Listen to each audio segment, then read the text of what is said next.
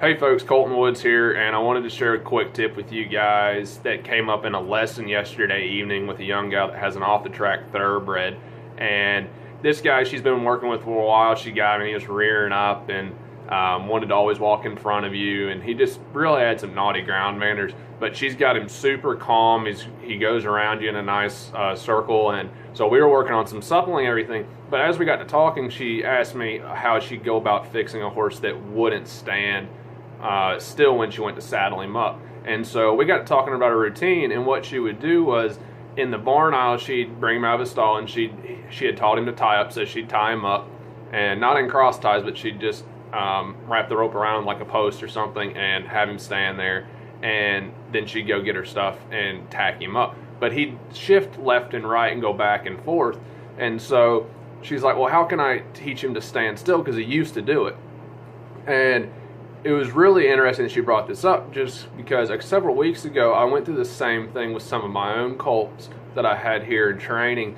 And what I had figured out was that when I wanted to teach these colts to saddle up, I did everything in the arena or the round pen, and even in the barn aisle when they got to the point to where I was comfortable just go ahead and tacking them up and then taking them to the arena to do some groundwork and then ride them, was that what had changed was I went from having them quote-unquote ground tied to where I had a hold of the lead rope and I worked around them.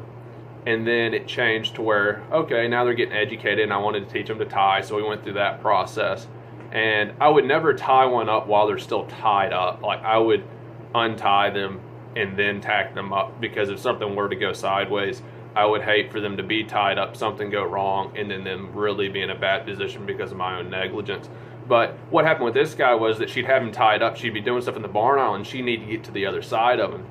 If she had him ground tied before, she'd just move around him, but now he's tied up to the side of the post or the wall or something like that, and so she moved him. And all of a sudden now it became okay for when he was tied up for him to move, because she was moving him. And then he grew more fidgety, and he just started to become more active, rather than knowing that he could just hang out, be still, and his job was to stand still. She kind of gave him permission to start moving around.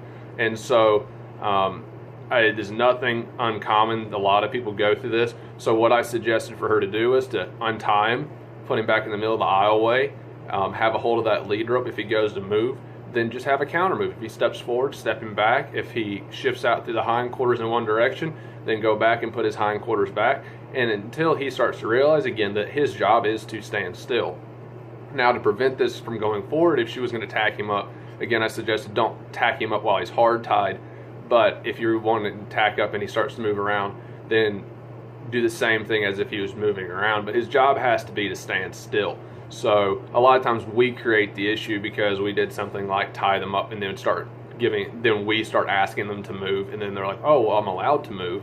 And it creates a bit of an issue, because then we want to go tack them up, and then we go to throw the saddle and they drift out through the hindquarters and we almost miss. And just little silly stuff that really was our own fault, but can be prevented so easily. So I just wanted to share that tip with you guys. I thought it was a really good point that came up in our lesson yesterday, and I hope that helps. If y'all have any questions, any suggestions for videos or questions that you guys would like for me to answer, I'd be more than happy to do that for you, and we'll be sure to get right on it. If you know a friend that's going through an issue like this, then be sure to tag them in the video below.